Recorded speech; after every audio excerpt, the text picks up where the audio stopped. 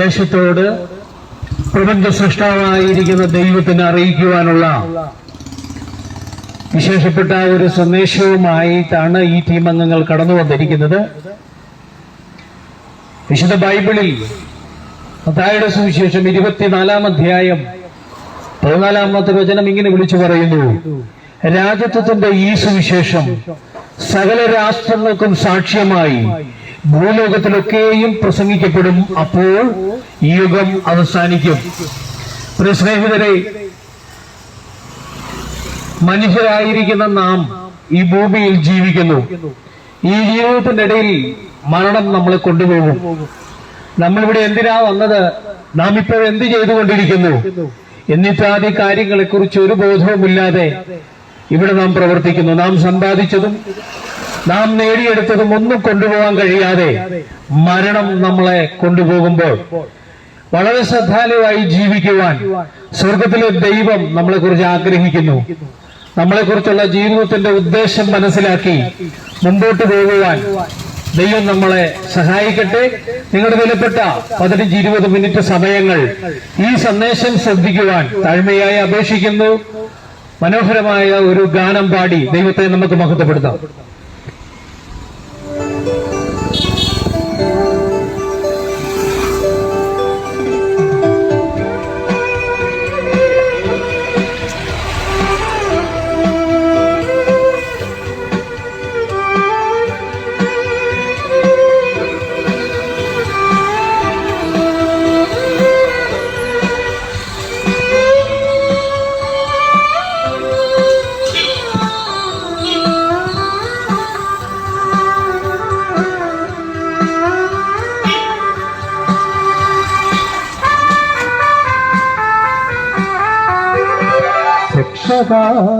എന്റെ പാപഭാരമെല്ലാം നീക്കണേ യേശുവേ, എന്നും നീതിമാന്റെ മാർഗം നൽകണേ. രക്ഷകാ, എന്റെ പാപഭാരമെല്ലാം നീക്കണേ യേശുവേ, എന്നും നീതിമാന്റെ മാർഗം നൽകണേ. ഇടയവഴിയിൽ അഭയമരുളൂ രക്ഷകാ, എന്റെ പാപഭാരമെല്ലാം നീക്കണേ യേശുവേ, എന്നും നീതിമാന്റെ മാർഗം നൽകണേ.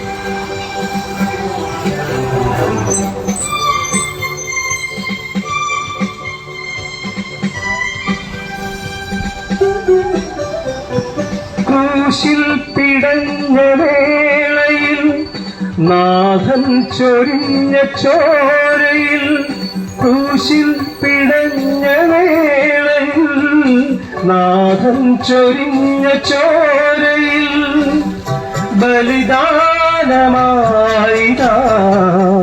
തിരുജീവനേകിലേ,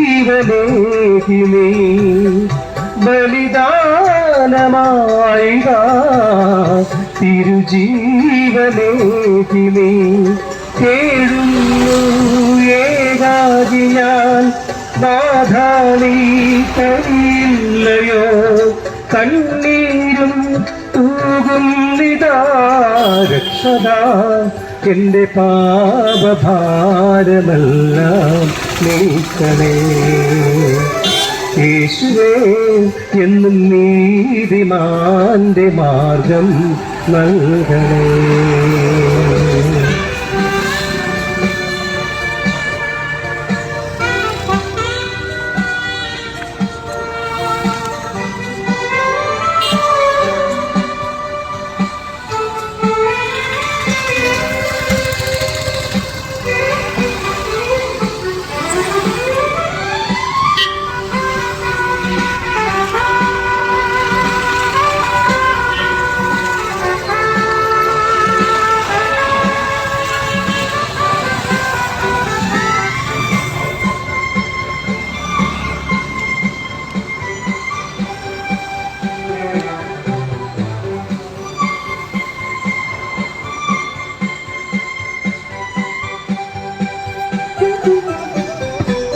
നീറും മനസ്സിലേക്ക് നീ സ്നേഹം നിറഞ്ഞ വാക്കുകൾ, നീറും മനസ്സിലേക്ക് നീ സ്നേഹം നിറഞ്ഞ വാക്കുകൾ, ശരണാർത്ഥിയായിതാ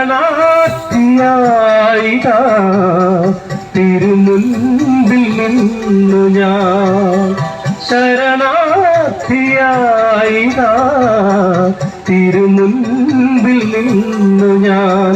പാടുന്നു ഏകാകി ഞാൻ, നാഥാ നീ കേൾക്കില്ലയോ, കാരുണ്യം ചൊരിയില്ലയോ രക്ഷകാ. എന്റെ പാപഭാരമെല്ലാം നീക്കണേ യേശുവേ, എന്നും നീതിമാന്റെ മാർഗം നൽകണേ രക്ഷകാ.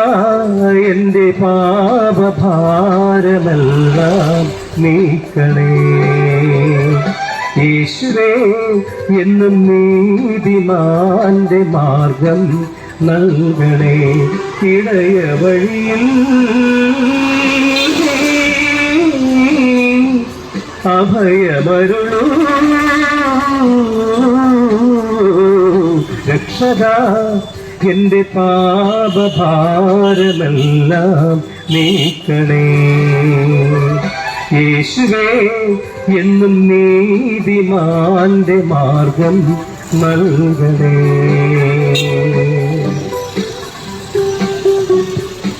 ദൈവത്തിന്റെ വലിയ നാമം വാഴ്ത്തപ്പെടുകയും മഹത്വപ്പെടുകയും ചെയ്യട്ടെ. മഹാപ്രപഞ്ചത്തിന്റെ ഒരു ചെറുകണികയായ ഭൂമിയിലെ 7 വൻകരകൾ, ഒന്നായ ഏഷ്യ വൻകരയിലെ പല രാജ്യങ്ങളിൽ ഒന്നായ ഇന്ത്യയിലെ ഒരു സ്റ്റേറ്റായ കേരളത്തിലെ ഒരു ജില്ലയായ എറണാകുളത്ത് സൗത്ത് വാഴക്കുളം എന്ന് അറിയപ്പെടുന്ന ഈ സ്ഥലത്ത് പ്രപഞ്ച സൃഷ്ടാവായ ദൈവത്തിന്റെ ആലോചനയുമായി മനുഷ്യനെ കുറിച്ചുള്ള ദൈവത്തിന്റെ പദ്ധതി നിങ്ങളെ അറിയിച്ച് കടന്നു പോകുന്ന ഒരു ടീമാണ് ഇപ്പോൾ നിങ്ങൾ ശ്രദ്ധിക്കുന്നത്. ഏതാനും മിനിറ്റുകൾ നിങ്ങളുടെ ശ്രദ്ധയെ ഈ സന്ദേശത്തിലേക്ക് ക്ഷണിക്കുകയാണ്. നാം അറിഞ്ഞോ അറിയാതെയോ ആഗ്രഹമുണ്ടാകാതെ മരണത്തിലേക്ക് നടന്നു പോകുന്ന ഒരു കൂട്ടം ജനമാണ് നാം. അത് നമ്മുടെ ജാതിയോ മതമോ ഒന്നും വിഷയമല്ല. അത് ഹിന്ദു ആയാലും ക്രിസ്ത്യാനി ആയാലും മുസ്ലിം ആയാലും ബുദ്ധമതക്കാരനും ജൈന മതക്കാരനായാലും ഈ ലോകത്തിൽ അറിയപ്പെടുന്ന ഏത് മതക്കാരനായാലും മരണത്തെ തടഞ്ഞു നിർത്തുവാൻ ഇവർക്കാർക്കും കഴിയുന്നില്ല. ഒരു മതത്തിനും കഴിയാതിരിക്കുമ്പോ ഞാനും നിങ്ങളും അറിയാതെ ചിരിച്ചും കളിച്ചും ചായ കുടിച്ചും ചായ കുടിക്കാതെയും ചോറ് കഴിച്ചും ചോറ് കഴിക്കാതെയും പൊറോട്ടയും ബിരിയാണിയും ഒക്കെ കഴിച്ച് ആനന്ദത്തോടെ ഇതാ മരണത്തിലേക്ക് അടുക്കുകയാണ്. മരണം ഒരു ദിവസം നമ്മൾ ജപ്തി ചെയ്തുകൊണ്ട് പോകും. നമ്മൾ അതിനെക്കുറിച്ച് ശ്രദ്ധിക്കുന്നില്ല, മനസ്സിലാക്കുന്നില്ല. എന്നാൽ ഇതിന്റെ നടുവിൽ സൃഷ്ടാവായ ദൈവത്തിന്റെ സന്ദേശം, നീ എന്തിനു മരിക്കുന്നു? നിന്നെ ഞാൻ ഉണ്ടാക്കിയത് മരിക്കാനല്ല, നിന്നെ ഞാൻ ഉണ്ടാക്കിയത് നിത്യം എന്റെ കൂടെ ജീവിക്കാനാണ്. ഈ ഒരു സന്ദേശം നിങ്ങളെ അറിയിക്കുകയാണ്. ദൈവത്തോടുകൂടെ ജീവിച്ച് ദൈവത്തിന്റെ ഉടമസ്ഥതയിലുള്ള ഈ ഭൂമിയുടെ ഭരണം ദൈവത്തിന് വേണ്ടി ഞാനും നിങ്ങളും ഏറ്റെടുക്കണം. ഇതാണ് നമ്മളെക്കുറിച്ച് ദൈവം ആഗ്രഹിക്കുന്നത്. ഈ സന്ദേശത്തിന്റെ പേരാണ് രാജത്വ സുവിശേഷം. സുവിശേഷം എന്ന് പറഞ്ഞാൽ നല്ല വാർത്ത. ഈ രാജ്യത്തെ സുവിശേഷം നിങ്ങളെ അറിയിച്ച് കടന്നു പോവുകയാണ്. ഇത് വിശുദ്ധ ബൈബിൾ അതൊരു ജാതിയുടെയോ മതത്തിന്റെയോ പുസ്തകമല്ല, പകരം അത് ലോകത്തിലെ ദൈവത്തിന്റെ ജനത്തിന് ദൈവം അയച്ചിരിക്കുന്ന സ്നേഹലേഖനമാണ്, സ്നേഹ സന്ദേശമാണ് അതിലടങ്ങിയിരിക്കുന്നത്. അതിലിങ്ങനെ പറയുന്ന രാജത്വത്തിന്റെ സുവിശേഷം സകല രാഷ്ട്രങ്ങൾക്ക് സാക്ഷ്യമായി ലോകത്തിലെ എല്ലായിടവും അറിയിക്കപ്പെടും. അതോടെ യുഗം അവസാനിക്കും. അതിന്റെ ഭാഗമായാണ് ഈ വാഴക്കുളം ദേശത്തും ആ സാക്ഷ്യം ഇപ്പോൾ അറിയിക്കപ്പെടുന്നത് എന്താണത്? നമ്മളെ കുറിച്ചുള്ള ദൈവത്തിന്റെ പദ്ധതിയാണത്. അതെന്താണ്? ഞാനും നിങ്ങൾ ഇന്ന് അനുഭവിച്ചുകൊണ്ടിരിക്കുന്ന ഈ ലോക ജീവിതത്തിലെ ഒരു മെക്കാനിക്കായി, ഒരു ക്ലർക്കായി, ഒരു അക്കൗണ്ടന്റ്, ഒരു എഞ്ചിനീയറായി, ഒരു ഡോക്ടറായി, ഒരു പാസ്റ്ററായി, ഒരു പാതിരിയായി, ഒരു പൂജാരിയായി, ഒരു ശുശ്രൂഷകനായി ഇവിടെ അവസാനിക്കുന്നതാണോ? അല്ലേ അല്ല. അവരെല്ലാം മരണം കൊണ്ടുപോകും. ദൈവം നമുക്ക് വേണ്ടി ഒരുക്കിയിരിക്കുന്ന ഭാവിയിൽ ജാതിയില്ല, മതമില്ല, സംഘടനയില്ല, ഗ്രൂപ്പില്ല. നാം ഇന്ന് ഭയപ്പെടുന്ന, നമ്മളെ വേട്ടയാടുന്ന, ഒരു ഗവൺമെന്റിന് കീഴടക്കാൻ കഴിയാത്ത, ഒരു ആശുപത്രിക്ക് ജയിക്കാൻ കഴിയാത്ത മരണവും അവിടെയില്ല. ആ സൃഷ്ടാവോടുകൂടെ നമ്മൾ നിത്യം സൃഷ്ടാവിന്റെ മക്കളായി ജീവിച്ച് സൃഷ്ടാവിന്റെ ഉടമസ്ഥതയിലുള്ള ഈ ഭൂമിയുടെ ഭരണം ഏറ്റെടുക്കുക എന്നുള്ള ആ ദൈവത്തിന്റെ ആലോചനയാണ് ഇവിടെയെല്ലാം സൃഷ്ടാവായ ദൈവം നമ്മളെ അറിയിക്കുന്നത്. അപ്പൊ രാജ്യത്വത്തിന്റെ സുവിശേഷം എന്താണെന്ന് ഒരാൾ ചോദിച്ചാൽ ആദ്യം എനിക്ക് നിങ്ങളോട് പറയാനുള്ളത്, അത് പ്രസംഗിച്ച ആള് ദൈവപുത്രനായ ക്രിസ്തുവാണ്. പലരും പ്രസംഗിച്ചിട്ടുണ്ട്, സ്നാപയോഹന്നാൻ പ്രസംഗിച്ചിട്ടുണ്ട്, യേശു ശിഷ്യന്മാർ പ്രസംഗിച്ചിട്ടുണ്ട്. എന്താണ് രാജ്യത്വ സുവിശേഷത്തിന്റെ അർത്ഥം? ഞാൻ ഒരു കാര്യം ഇത് പറയുമ്പോൾ ഓർക്കട്ടെ, ഇന്നത്തെ സുവിശേഷ വേദികളിൽ രാജ്യത്വ സുവിശേഷം എന്ന സംഭവം കേൾക്കാനില്ല. യേശു ക്രിസ്തു പ്രസംഗിച്ച സുവിശേഷം കേൾക്കാനില്ല. പകരം യേശു കാൽവരിയിൽ മരിച്ചെന്ന് കേൾക്കുക തീർച്ചയായും കേൾക്കേണ്ടത് തന്നെയാണ്. എന്നാൽ യേശു പ്രസംഗിച്ച ആ സന്ദേശം, രാജ്യത്വ സുവിശേഷം എന്താണെന്ന് ചോദിച്ചാൽ, പ്രപഞ്ച സൃഷ്ടാവായ ദൈവം നമ്മളെ സൃഷ്ടിച്ചാക്കിയതിന്റെ ഉദ്ദേശം വിശുദ്ധ ബൈബിൾ ഇങ്ങനെയാണ് പറയുന്നത്. ദൈവം ഇങ്ങനെ അരുളി ചെയ്തു, നമുക്ക് നമ്മുടെ സ്വന്തം സാദൃശ്യത്തിൽ സ്വരൂപത്തിൽ മനുഷ്യനെ ഉണ്ടാക്കാം, അവർ ഭൂമിയെ വാഴട്ടെ, ഭൂമിയുടെ രാജ്യത്വം മനുഷ്യർ അലങ്കരിക്കട്ടെ. അപ്പൊ ഉണ്ടാക്കുന്നത് മനുഷ്യനാണ്. ഏത് ടൈപ്പ് മനുഷ്യനെ? ദൈവത്തിന്റെ സാദൃശ്യത്തിൽ സ്വരൂപത്തിൽ. ചുരുക്കി പറഞ്ഞാൽ നമുക്ക് ദൈവപുത്രന്മാരെ ഉണ്ടാക്കാം, അവർ ഭൂമിയെ വാഴട്ടെ. വിശുദ്ധ ബൈബിൾ അവസാനിക്കുന്നത് ഇങ്ങനെയാണ്: ജയിക്കുന്നവൻ ഇത് അവകാശമായി ലഭിക്കും, ഞാൻ അവന് ദൈവവും അവൻ എനിക്ക് മകനുമായിരിക്കും. അപ്പോ പ്രിയ സഹോദരങ്ങളെ, രാജ്യത്തെ സുവിശേഷം എന്ന് പറഞ്ഞാൽ ഒന്നാമത് ദൈവത്തിന്റെ കുടുംബമാണ്. ആ ദൈവത്തിന്റെ കുടുംബത്തിലേക്ക് ദൈവത്തിന്റെ മക്കളായി നമ്മളെ ക്ഷണിക്കുകയാണ്. രണ്ടാമത് ദൈവത്തിന്റെ ഉടമസ്ഥതയിലുള്ള ഭൂമിയുടെ ഭരണം നാം ഏറ്റെടുക്കേണ്ടതായിട്ടുണ്ട്. മരണമില്ലാത്ത രാജാക്കന്മാരാണ് ഞാനും നിങ്ങളും. ഇതാണ് രാജ്യത്തെ സുവിശേഷത്തിന്റെ സന്ദേശം. എന്നാൽ നമ്മൾ ഇന്ന് നിർഭാഗ്യവശാൽ ഓരോരുത്തരും മരിച്ചു പോയിക്കൊണ്ടേയിരിക്കുകയാണ്. മരണം നമ്മളെ വേട്ടയാടുകയാണ്. നമ്മളോടുകൂടെ സൃഷ്ടിച്ച സൂര്യനും ചന്ദ്രനും നക്ഷത്രങ്ങൾക്കൊന്നും മരണമില്ല. എന്നാൽ നമ്മൾ ഓരോരുത്തരും ഇതാ അനുദിനം മരിച്ചുകൊണ്ടേയിരിക്കുകയാണ്. ഈ ലോകത്തിൽ ഹീറോ ആകാമെന്ന പ്രതീക്ഷയോടെ നമ്മൾ ഇതാ നഴ്സറിയിലും LKG UKGയില് 1ാം ക്ലാസ് മുതൽ 10ാം ക്ലാസ് വരെയും +2 ഡിഗ്രിയും PGയും IELTS ഇതാ അങ്ങനെ ഡോക്ടറേറ്റ് ഒക്കെ എടുത്ത് ഈ ലോകത്ത് ഹീറോ ആകുവാൻ നാം ട്രൈ ചെയ്തു. എങ്കിലും അവസാനം നാം ഹീറോ അല്ല, സീറോ ആയി ഇവിടെ അവസാനിക്കുകയാണ്. ഈ അവസരത്തിൽ രാജ്യത്വ സുവിശേഷത്തിന്റെ പ്രാധാന്യം മനസ്സിലാക്കുക. എന്റെ മകളെ, നിന്റെ ജീവിതത്തിൽ ദൈവത്തെ അനുസരിപ്പാൻ നീ തയ്യാറാണ് എങ്കിൽ നിന്നെ യഥാർത്ഥത്തിൽ ഒരു ഹീറോ ആക്കുവാൻ, മരണമല്ലാത്ത ദൈവത്തിന്റെ മകനാക്കി മാറ്റുവാൻ ദൈവത്തിന് ആഗ്രഹമുണ്ട്, ദൈവത്തിന് പദ്ധതിയുണ്ട് എന്ന് നിങ്ങളെ അറിയിക്കുന്ന, ആ ദൈവ കുടുംബമായി തീരുവാൻ കഴിയുമെന്ന് നിങ്ങളെ അറിയിക്കുന്ന രാജ്യത്വ സുവിശേഷം നിങ്ങളെ അറിയിക്കുകയാണ്. ഇതാണ് ഒന്നാമത്തെ സ്റ്റെപ്പ്. അത് നിങ്ങൾ ഇനി അറിഞ്ഞില്ല, കേട്ടില്ല എന്നൊന്നും പറയരുത്. ഇവിടെ യേശുക്രിസ്തു പറയുന്നത് ഇങ്ങനെയാണ് തന്റെ സുവിശേഷത്തിൽ: ദൈവരാജ്യം സമീപിച്ചിരിക്കുന്നു. അതിന്റെ അർത്ഥം ദൈവം നിന്നോടുകൂടെ പാർക്കുവാനുള്ള കാലം സമീപിച്ചു. അതുകൊണ്ട് മനുഷ്യ, നീ മാനസാന്തരപ്പെടുക. അതുകൊണ്ട് നമ്മൾ എന്ത് ചെയ്യണം? ദൈവത്തോടുകൂടെ പാർക്കാൻ മനസ്സിന് അന്തരം വരുത്തണം. അങ്ങനെ മനസ്സിന് അന്തരം വരുത്തുവാൻ നിങ്ങൾ ആർക്കെങ്കിലും താല്പര്യമുണ്ടെങ്കിൽ സ്വന്തം രാജ്യം ഉപേക്ഷിച്ച് ഞാൻ എന്റെ ജീവിതം എന്റെ ഇഷ്ടപ്രകാരം നയിക്കുന്നത് വിട്ടിട്ട് ദൈവത്തിന്റെ ഇഷ്ടപ്രകാരം എന്റെ ജീവിതം ക്രമപ്പെടുത്തുവാൻ എന്റെ മനസ്സിന് ഇതാ ഞാൻ അന്തരം വരുത്തുന്നു, അതിന് തയ്യാറാണ് എന്ന് പറഞ്ഞ് നീ ഏൽപ്പിക്കുന്നതെങ്കിൽ, പ്രിയ മകനെ, അവരോടുള്ളതാണ് ഈ അടുത്ത സന്ദേശം. സന്ദേശം നമ്പർ 2. ആ സന്ദേശം നമ്പർ 2 ഇതാണ്: ആഗ്രഹിച്ച കാര്യം നല്ലതാണ്, ദൈവത്തോടുകൂടെ ജീവിക്കാൻ ആഗ്രഹിച്ച കാര്യം നല്ലതാണ്. പക്ഷേ നമ്മൾ ദൈവത്തോടുകൂടെ ജീവിക്കാൻ അതിനൊരു കണ്ടീഷനുണ്ട്.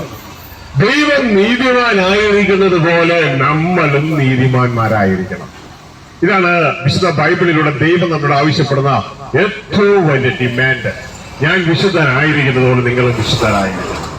കാരണം മനുഷ്യർക്ക് ദൈവത്തോട് ജീവിക്കാൻ കഴിയില്ല. മനുഷ്യർ പാപികളായി, അവര് പിതാക്കന്മാർ മുതൽ പാപികളായി പാപം നിറഞ്ഞ സ്വഭാവത്തിലാണ് അവർ കടന്നു വരുന്നത്.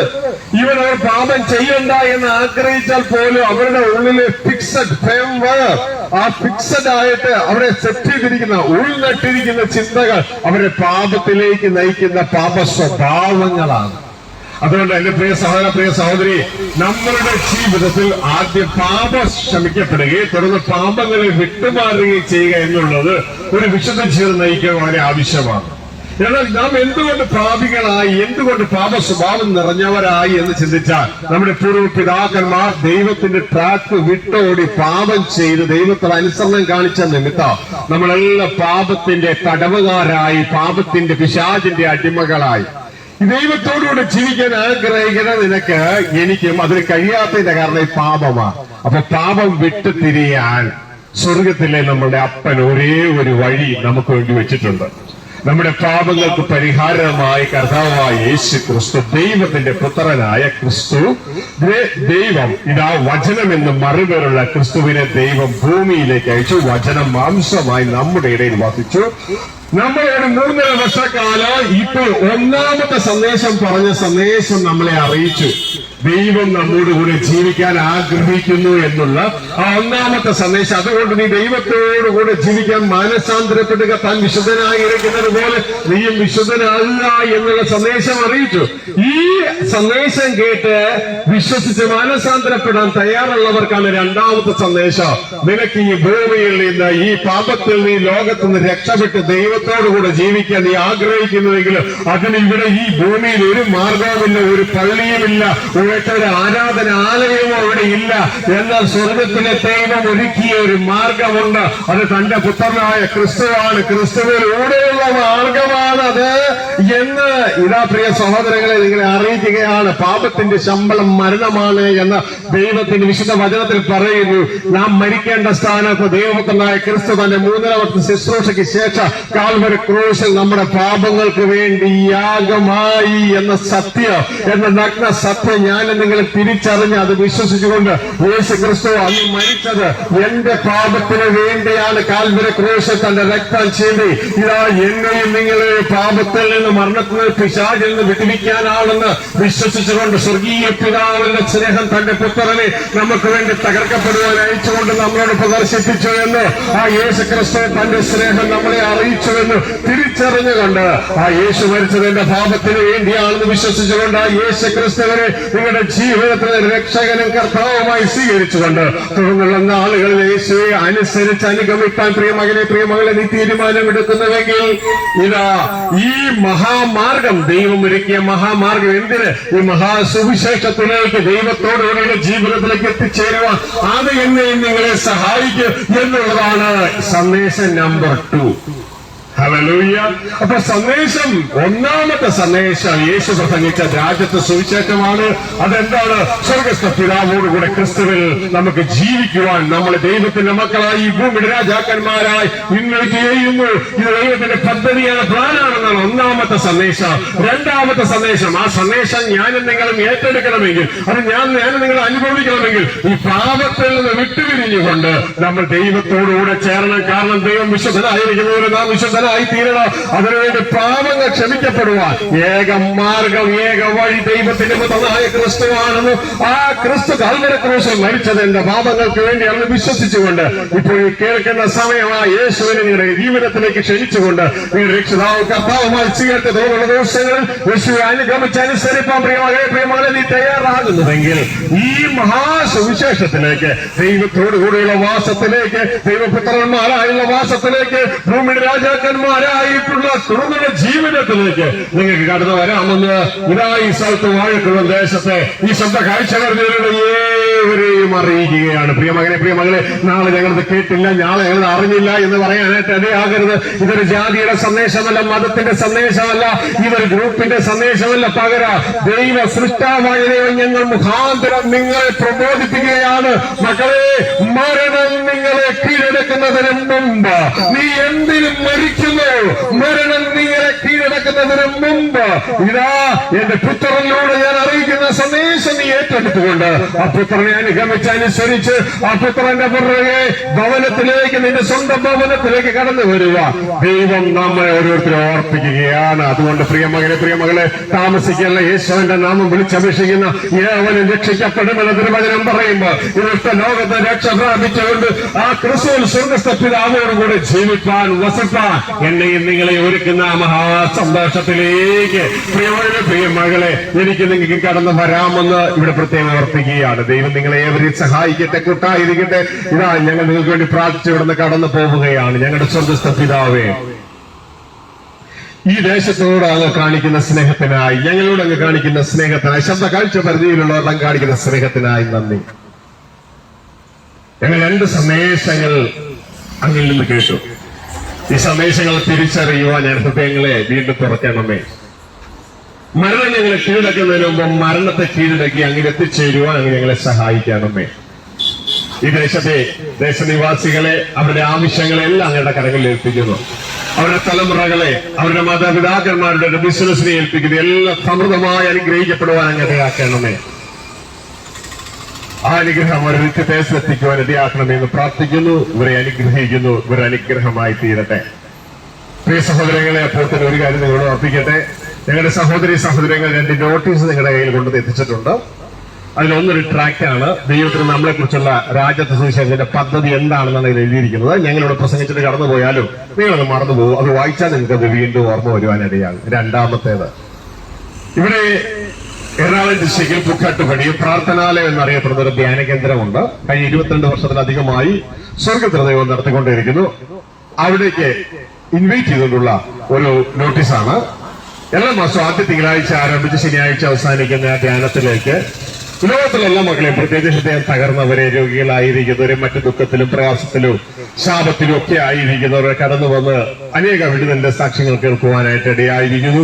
നിങ്ങൾക്ക് അവിടെ കടന്നു ഈ സന്തോഷം, സമാധാനം അനുഭവിക്കുക. രാജ്യത്തെ സുവിശേഷത്തെക്കുറിച്ച് കൂടുതലായി അറിയണമെന്ന് താല്പര്യമുള്ള അച്ഛന്മാരും പാസ്റ്റർമാരും ആർക്കൊക്കെ താല്പര്യമുണ്ടോ എല്ലാ ദൈവജനത്തിനും അവിടെ കടന്നു വന്ന് സന്തോഷത്തോടും സമാധാനത്തോടും കൂടെ ജാതിയും മതവും സംഘടനയും ഗ്രൂപ്പൊന്നും ഇല്ലാത്ത ഒരു ആലയത്തിലേക്ക് കടന്നു വന്ന് നിങ്ങൾക്ക് അവിടെ ദൈവത്തെ ആരാധിക്കുകയും ദൈവത്തിന്റെ ചിന്തകൾ കേൾക്കുകയും ചെയ്യാമെന്ന് പ്രത്യേകം ഓർപ്പിക്കുകയാണ്. കൂടുതൽ അറിയാൻ താല്പര്യമുള്ളവർ അതിന്റെ താഴെ ടെലിഫോൺ നമ്പർ കൊടുത്തിട്ടുണ്ട്.